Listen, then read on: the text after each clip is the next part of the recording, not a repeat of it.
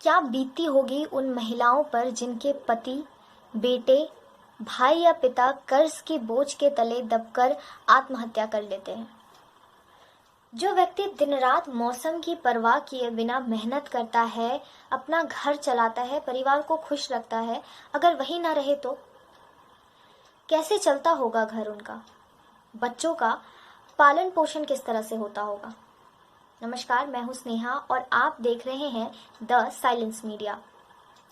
ये केवल कुछ सवाल हैं जो हमारे जहन में चलते हैं, पर इन सवालों को वास्तविक जीवन में जी रही हैं वो महिलाएं जिनके घर से कभी ना कभी एक किसान ने आत्महत्या की है। ऐसी ही कुछ महिलाएं इन दिनों चल रहे किसान आंदोलन में शामिल हुई हैं, जिन्होंने अपने घर के सदस्य को कर्ज के चलते फांसी के फंदे पर लटका देखा है।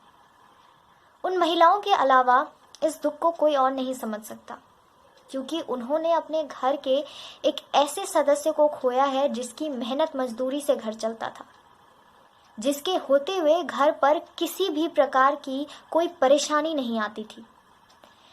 देश का किसान आत्महत्या करने पर तब मजबूर होता है जब वो दिन रात मेहनत करता है, काम करता है, सर्दी हो या गर्मी, उसे किसी बात का फर्क नहीं पड़ता। फर्क पड़ता है तो बस उसके अनाजों की कम कीमत से, जो उसने अपने कड़ी मेहनत से उगाए हैं। किसी आम आदमी को देश की अर्थव्यवस्था से कुछ फर्क पड़े ना पड़े, लेकिन एक किसान को इससे बहुत फर्क पड़ता है। और जब किसान कर्ज के तले दबता है तब आत्महत्या करने पर मजबूर हो जाता है। किसान आंदोलन में शामिल हुई महिलाओं का केवल यही उद्देश्य है कि कभी भी किसी किसान को कर्ज के कारण आत्महत्या ना करना पड़े। जिस तरह से वो उस कठिन परिस्थिति से गुजरी हैं, इस तरह से किसी और औरत को ना गुजरना पड़े। इस उद्देश्य के साथ करीब 2000 महिलाएं किसान आंदोलन में शामिल हुई हैं। ये महिला 17 बसों, 10 ट्रैक्टर ट्रॉली में सवार होकर आई हैं। किसान संगठन ने इन महिलाओं को टेकरी बॉर्डर तक लाने का काम किया है। फिलहाल इन सभी महिलाओं को प्रदर्शन से 7 किलोमीटर दूर उग्र समूह के कैंप पर ठहराया गया है।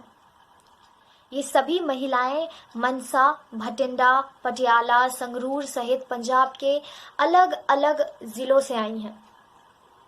आंदोलन में शामिल हुई हर महिला अपने दिल में परिवार के सदस्य को खोने का दर्द छुपाए बैठी है, जिसे सुनकर हर भारतीयों का दिल दहल उठेगा।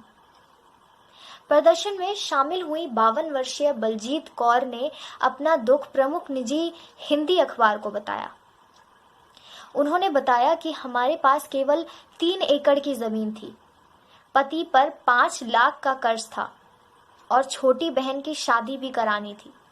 इन सब परेशानियों के तनाव में आकर उनके पति गुरचरण ने आत्महत्या की थी, जिसके बाद बलजीत ने ही जमीन को किराए पर रखकर बच्चों का पालन पोषण किया था।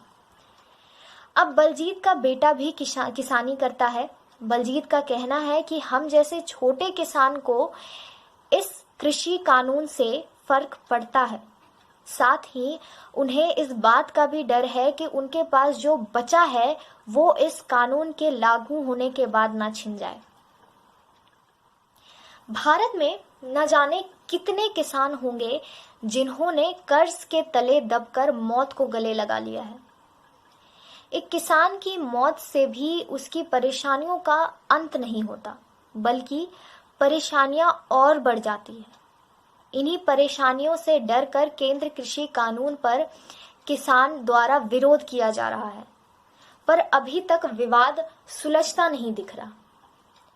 भारतीय किसान यूनियन के महासचिव सुखदेव सिंह का कहना है कि हम सरकार का इस ओर ध्यान खींचना चाहते हैं कि कैसे कर्ज में दबे पंजाब के किसान आत्महत्या करने पर मजबूर हैं। उन्होंने कहा कि एक अनुमान के मुताबिक साल 2006 से अब तक पंजाब में करीब 50,000 आत्महत्याएं की घटनाएं हुई हैं। यदि नए कृषि कानून लागू होता है तो किसान पूरी तरह से बर्बाद हो जाएगा।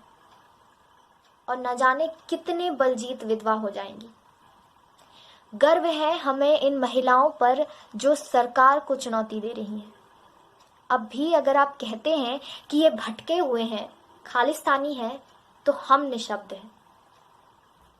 अगर आपको हमारा कंटेंट पसंद आया है तो प्लीज़ हमें सपोर्ट करें, हमारी वीडियोस को लाइक करें, शेयर करें, सुझाव कमेंट बॉक्स पर दें और ऐसे ही और कंटेंट पाने के लिए फौरन सब्सक्राइब करें और बेल आइकन दबाएं।